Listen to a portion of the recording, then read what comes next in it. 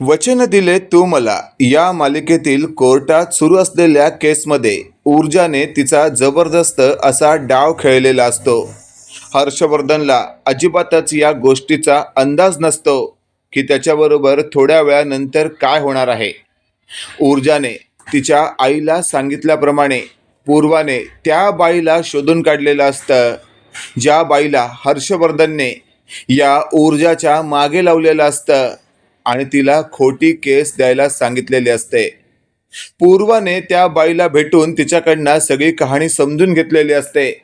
ती बाई पूर्वाला म्हणत असते, अहो ताई ताई मला माफ करा, तुमच्या मुलीला म्हणजेच ऊर्जाला खोटी केस देण्यासाठी माझ्यावर दबाव टाकण्यात आला होता. मी जर असं नसतं केलं तर त्या मोठ्या वकिलाने मला संपवून टाकलं असतं. हे वाक्य ऐकल्यावर पूर्वा म्हणत असते, मोठा वकील? कोणाबद्दल बोलतेस तू? त्यावेळेला ती बाई म्हणत असते, माफ करा पण त्या वकिलाचं नाव मी घेऊ शकत नाही. त्यावर पूर्वा म्हणत असते, एक गोष्ट लक्षात ठेव, माझी मुलगी तिथे तुरुंगात आहे आणि आज तिच्यावर केस सुरू आहे. कोर्टातील केसमध्ये समजा तिच्यावरचे आरोप सिद्ध झाले तर तुझ्या एका खोटारड्यापणामुळे माझ्या मुलीला शिक्षा होऊ शकते. तुला वाटतं असं हवं? हे वाक्य ऐकल्यावर ती बाई म्हणत असते, नाही नाही, अजिबातच नाही. ऊर्जाताई खूपच चांगल्या आहेत, त्यांनी तर माझी ही केस अजिबातच पैसे न घेता लढणार असं म्हटलं होतं. मग इतक्या चांगल्या वकील बाईला मी अजिबातच एवढी मोठी कोणतीही शिक्षा होताना पाहू शकत नाही. त्यावर पूर्वा म्हणत असते, मी तुला शेवटचं विचारते, तू त्या मोठ्या वकिलाचं नाव सांगणार आहेस की नाही?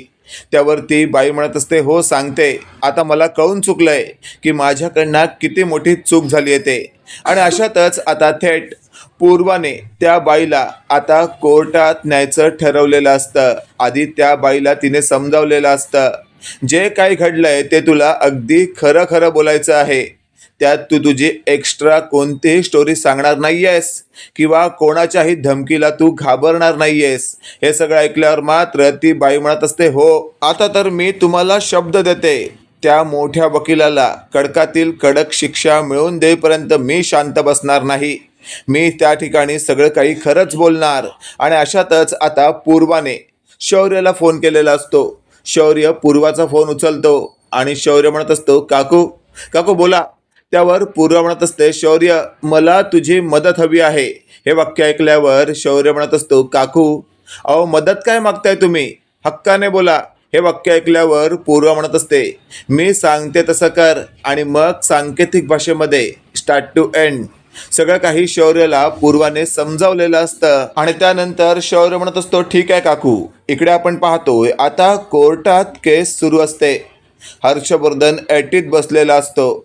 त्याला कळून चुकलेलं असतं की आज काही केल्या ऊर्जाला बेल मिळू शकत नाही, कारण मी उभ्या केलेल्या त्या बाईचा ना नाव ना पत्ता ना फोन नंबर काहीच हिच्याकडे नाहीये, असं आता हर्षवर्धन स्वतःशी बोलत असतो. तेवढ्यात आपण पाहतोय आता तिथे ॲडव्होकेट विशाल कीर्तिकर हा ऊर्जाला म्हणत असतो, काय मग ऊर्जा मॅडम, आज तरी तुम्ही आम्हाला सगळं सत्य सांगणार आहात की नाही? हे वाक्य ऐकल्यावर ऊर्जा म्हणत असते, मी स्वतःहून सगळं सत्यच सांगते. नाहीतर जर असत्य सांगायचं असतं तर मी असं सुद्धा बोलू शकले असते की त्या दिवशी मला जेव्हा पोलिसांनी पकडलं त्या दिवसानंतर मी त्यांना जे काही स्टेटमेंट दिलं होतं ते त्यांनी माझ्याकडून जबरदस्तीने बदलून घेतलं. त्या दिवशी मी जे काही स्टेटमेंट दिलं होतं ते खरं होतं, कोणाच्याही दबावाला बळी न पडता. आजही माझं स्टेटमेंट तेच आहे. फक्त माझं म्हणणं इतकंच आहे, गोळी चालवूनही गोळी मी विक्रांतला मारली आहे हे सिद्ध होत नाही. हे सगळं ऐकल्यावर आता विशाल कीर्तिकर म्हणत असतो, चला चला, त्या गोष्टीशी सध्या तरी माझा काही संबंध नाहीये. फक्त मला इतकं क्लिअर करा, तुम्हाला ती खोटी केस देणाऱ्या बाईचं नाव सांगा, तिचा पत्ता सांगा, तिचा निदान फोन नंबर तरी सांगा. हे सगळं ऐकल्यावर आता ऊर्जाची चांगलीच गोची झालेली असते, कारण तिच्याकडे त्या बाईचा काहीच डेटा नसतो. आणि अशातच आपण पाहतोय हर्षवर्धन आता एकटक मस्त मनात हसत असतो. तेवढ्यात आपण पाहतोय तिथे पूर्वाची डॅशिंग अशी एंट्री झालेली असते आणि पूर्वा म्हणत असते, थांबा जज साहेब, मी या केसचा प्रमुख साक्षीदार आणि माझ्या पोरीला या केसमध्ये अडकवणाऱ्या त्या बाईला घसपटत आणलं आहे. आता तिथे पूर्वाने नेमकं कोणाला आणलंय हे पाहण्यासाठी हर्षवर्धन आपली मान वळवतो आणि पूर्वाच्या हातात असणाऱ्या त्या बाईला पाहून हर्षवर्धन चांगलाच हादरतो. आणि अशातच आता ऊर्जाचं लक्ष आपल्या आईकडे जातं आणि आपल्या आईच्या बाजूला उभी असलेली ती बाई जिने आपल्याला या सगळ्यात गुंतवलंय, अडकवलंय, त्या बाईला पाहून आता ऊर्जा स्वतःच्या आईकडे खूपच आनंददायक पाहत असते. आणि तेवढ्यात पूर्वा म्हणत असते, मनू मनू तुला आता अजिबातच घाबरायची गरज नाहीये आणि तुला आता मी या सगळ्यातून बाहेर काढणार आहे. तेवढ्यात आपण तिथे पाहतोय आता विशाल कीर्तिकर म्हणत असतो, अरे काय चाललंय हे? हे तुमचं स्वतःचं घर नाहीये, हे कोर्ट आहे. इथे कोर्टाचा काहीतरी मानपान असतो, काहीतरी नियम असतात. तुम्ही असंच कोणाला रस्त्यावरच्या बाईला पकडून आणाल तर ते इथे चालणार नाही. चला आत्ताच्या आत्ता बाहेर व्हा तुम्ही. असं जेव्हा विशाल कीर्तिकर म्हणत असतो त्याच वेळेला पूर्वा म्हणत असते, अहो वकील साहेब असं काय करताय? ही जी बाई आहे ही या केसच्या संदर्भात खूपच महत्त्वाची आहे. त्यावेळेला विशाल कीर्तिकर म्हणत असतो, हो ना, मग ते आम्ही जेव्हा बोलवू तेव्हा. आमची केस आमच्या पद्धतीने आम्ही लढतोय, जा तुम्ही बाहेर. त्यावर लगेचच आता तिथे ऊर्जाने असं म्हटलेलं असतं, ॲडव्होकेट विशाल कीर्तिकर, तुम्ही माझ्या आईला आणि तिच्यासोबत असलेल्या बाईला इथून जायला का सांगताय? जर या केसच्या संबंधित प्रमुख आरोपी म्हणून जर इथे ती सगळ्यांसमोर क्लिअर करणार असेल तर. हे वाक्य ऐकल्यावर आता थेट विशाल कीर्तिकरला कळून चुकलेलं असतं, इथे ऊर्जाच्या नादी लागण्यात काहीच अर्थ नाहीये. ती जे काही बोलते ते अगदी बरोबर आहे. आणि अशातच आता ऊर्जा थेट तिथे असलेल्या जज साहेबांना विनंती करते, जज साहेब प्लीज, या केसच्या संदर्भात आता माझ्या आईने ज्या बाईला आणलंय आणि ज्या बाईचं नाव थोड्या वेळापूर्वी विशाल कीर्तिकरने घेतलं होतं, त्या बाईला आता आपण समोर पाहतोय, तर आपण तिला बाहेर कसं जाऊ देऊ शकतो? त्यावेळेला जज साहेब म्हणत असतात, ॲडव्होकेट ऊर्जा शिंदे, अगदी बरोबर बोलताय तुम्ही. आणि अशातच आता त्या बाईला समोरच्या विटनेस बॉक्समध्ये घ्या असं जेव्हा जज साहेबांनी म्हटलेलं असतं त्याच वेळेला हर्षवर्धनची चांगलीच घाबरगुंडी उडालेली असते.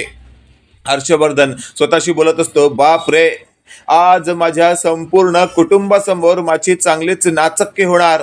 आणि अशातच आता ती बाई त्या विटनेस बॉक्समध्ये गेलेली असते. तेवढ्यात तिचं लक्ष कोपऱ्यात बसलेल्या हर्षवर्धनकडे जातं आणि हर्षवर्धनने जोराचे डोळे वटारून त्या बाईला घाबरवण्याचा प्रयत्न केलेला असतो. हर्षवर्धन इशाऱ्याने म्हणत असतो, एक गोष्ट लक्षात ठेव, जर माझ्या विरोधात काही बोललीस तर तुझ्या संपूर्ण कुटुंबाला संपवून टाकीन. आता हर्षवर्धन हा काही मामूली व्यक्ती नाहीये, त्याच्या विरोधात बोलायचं म्हणजे आपण चांगलेच मातीमोल होणार हे त्या बाईला कळून चुकलेलं असतं. त्यामुळे त्या बाईने मनातून असं ठरवलेलं असतं की आपण अशा व्यक्तीचं नाव घ्यायचं की तो व्यक्ती हर्षवर्धन नाहीच आहे. आणि अशातच आपण पाहतोय आता थेट ऊर्जा बोलू लागते, जज साहेब, हीच ती बाई जिने मला त्या केमिकल फॅक्टरीबद्दलची केस दिली होती आणि हिच्याकडे मोबाईल सुद्धा नाहीये, बघा हवं तर तुम्ही विचारू शकता. त्यावर जज साहेबांनी आता विशाल कीर्तिकरला म्हटलेलं असतं, तुम्ही आधी ऊर्जाची नाही तर या मॅडमची चौकशी करा. खरंच ऊर्जा जे काही बोलत आहे ते या केसशी जुळतंय का? आणि अशातच आपण पाहतोय आता तिथे ॲडव्होकेट विशाल कीर्तिकर त्या बाईच्या जवळ जात तिच्याशी संवाद साधणार असतो. तेवढ्यात हर्षवर्धनने आता विशाल कीर्तिकरला काहीतरी इशारा केलेला असतो आणि तो इशारा आता तिथे विशाल कीर्तिकरला थोडाफार समजलेला असतो की इथे हर्षवर्धननेच काहीतरी काळाकांडी केली आहे. अशातच आता विशाल कीर्तिकर त्या बाईला विचारत असतो, बरं काय नाव आहे तुमचं? त्यावरती बाई म्हणत असते, माझं नाव सोनाबाई. हे वाक्य ऐकल्यावर आता थेट, काय काम करता तुम्ही? त्यावरती बाई म्हणत असते, मी धुणी भांडी करते. आणि त्यानंतर थेट विशाल कीर्तिकरने समोर असलेल्या ऊर्जाकडे बोट दाखवत असं विचारलेलं असतं, खरंच समोर असलेल्या ऊर्जा शिंदेला तुम्ही ओळखता का? हे वाक्य ऐकल्यावर आता ती बाई लगेचच म्हणत असते, नाही, मी या वकीलबाईला ओळखत नाही. आता त्या बाईने असं म्हटलेलं असतं की या वकिलीनबाईंना मी ओळखत नाही.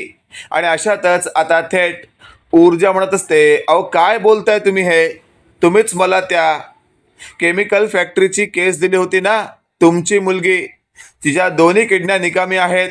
मी तुम्हाला तुमची केस 1 रुपयाही न घेता लढणार होते आणि आज चक्क तुम्ही मला ओळखत नाही असं म्हणताय. त्यावरती बाई म्हणत असते, अहो ताई, मी खरंच तुम्हाला ओळखत नाही. हे सगळं ऐकल्यानंतर आता हर्षवर्धनला मनापासून खूप बरं वाटलेलं असतं.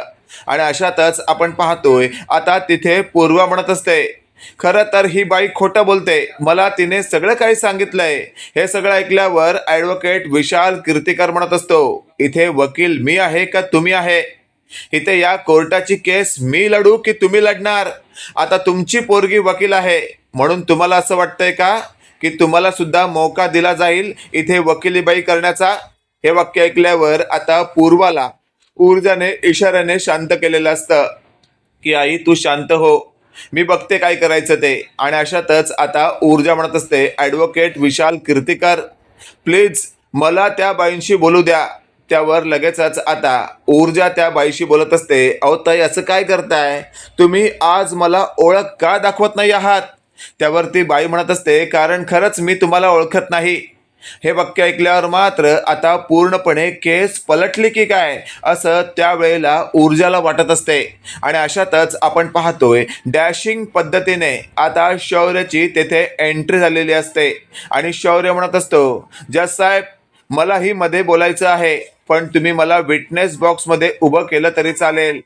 आता विटनेस बॉक्समध्ये उभं केलं तरी चालेल हे वाक्य ऐकल्यावर जज साहेब म्हणत असतात, जर या केसशी निगडीत असेल तर तुम्ही बोलू शकता. त्यावर शौर्य म्हणत असतो, हो, या केसशी निगडीतच आहे. आणि अशातच आता हर्षवर्धन स्वतःशी बोलत असतो, आता हा शौर्य नेमकी काय माती खाणार आहे? आणि अशातच आता शौर्य समोरच्या विटनेस बॉक्समध्ये जातो. तिथे जाऊन तो म्हणत असतो, या बाईला माझ्या सासूबाईंनी म्हणजेच ऊर्जाच्या आईने पकडून इथे आणलं आहे. ही बाई आता इथे जे काही बोलते ते अगदी उलट बोलत आहे. आणि माझ्या सासूबाईंसमोर तिने जे काही सांगितलं होतं ते तर वेगळंच होतं. हे सगळं ऐकल्यावर ॲडव्होकेट विशाल म्हणत असतो, म्हणजे म्हणजे तुम्हाला नेमकं काय म्हणायचं आहे? ही बाई दुतोंडी आहे का? हे वाक्य ऐकल्यावर शौर्य म्हणत असतो, हो, ही बाई दुतोंडी आहे आणि हिने आम्हाला तिथे जे काही सांगितलं ते इथे न सांगता इथे नवीनच ड्रामा ती तयार करत आहे. तेवढ्यात शौर्यला ॲडव्होकेट विशाल कीर्तिकर म्हणत असतो, पण हे तुम्ही सगळं सिद्ध कसं करणार? तेवढ्यात शौर्य म्हणत असतो, कारण ह्या बाईने तिथे जे काही सांगितलं होतं ते मी सगळं काही माझ्या मोबाईलमध्ये रेकॉर्ड केलं होतं आणि हे तिथे माझ्या सासूबाईंना आणि या बाईला अजिबातच कळलेलं नाही. हे सगळं ऐकल्यावर पूर्वा म्हणत असते, वा वा शौर्य, तू तर कमाल केलीस. त्याच वेळेला ती बाई म्हणत असते, म्हणजे? त्यावर शौर्य म्हणत असतो, म्हणजे तू तिथे जे काही बोललीस ना ते सगळं या मोबाईलमध्ये रेकॉर्ड आहे, त्यामुळे तू खरं खरं बोल. त्याच वेळेला हर्षवर्धन उठतो आणि जोरातच म्हणत असतो, ए शौर्य, तुला इथे मध्ये पडायला कोणी सांगितलं? नसत्या भलत्या होत्या कोणा कोणी सांगितलं? हे सगळं ऐकल्यावर शौर्य म्हणत असतो, डॅड शांत व्हा, तुम्ही विटनेस बॉक्समध्ये नाही आहात आणि असं कोर्टात बोलायचं नसतं. हा साधा नियम तुम्हाला माहीत नाही का? हे वाक्य ऐकल्यावर शौर्य लगेचच खाली बसतो. आणि तेवढ्यात आपण पाहतोय आता जज साहेब म्हणत असतात, ॲडव्होकेट शौर्य हर्षवर्धन जहागीरदार, तुमच्या मोबाईलमध्ये नक्की काय रेकॉर्ड आहे आम्हाला सुद्धा पाहायचं आहे. आणि मग शौर्यने आपला मोबाईल जज साहेबांकडे पाठवलेला असतो. जज साहेब नीट व्यवस्थित तो व्हिडिओ पाहतात आणि लगेचच म्हणत असतात, हो की या व्हिडिओमध्ये ही बाई तुमच्या सासूबाईंना सगळं काही सांगत आहे, म्हणजे ही बाई इथे जे काही बोलत आहे ते खोटं आहे. का हो बाई, नक्की तुम्ही कोणत्या मोठ्या वकिलाबद्दल या व्हिडिओमध्ये बोलत आहात? हे सगळं ऐकल्यावर आता ती बाई हर्षवर्धनकडे पाहत असते. त्याच वेळेला ऊर्जा म्हणत असते, अच्छा, आलं माझ्या लक्षात. ताई, तुम्ही माझ्या सासऱ्यांबद्दल बोलत आहात ना? त्यांनीच तुम्हाला असं सगळं करायला भाग पाडलंय ना? हे वाक्य ऐकल्यावर शौर्याला आता थेट हर्षवर्धनचा खरा चेहरा आधीच कळलेला असतो. त्याच वेळेला हर्षवर्धनला शौर्य म्हणत असतो, डॅड, तुमचा खरा चेहरा समोर आलाय. त्यावेळेला हर्षवर्धन म्हणत असतो, काय बोलतोयस तू हे?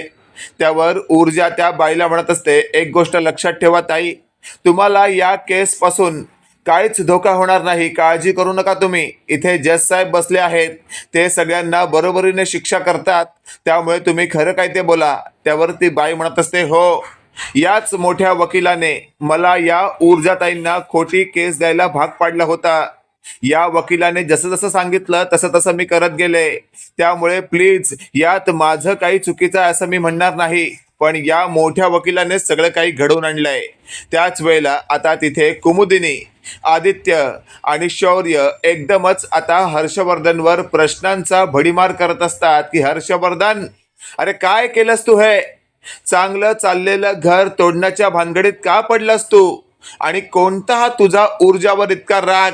हे सगळं ऐकल्यावर मात्र हर्षवर्धन म्हणत असतो, म्हणजे म्हणजे तुम्हाला म्हणायचं काय, मी चुकीचं वागलोय?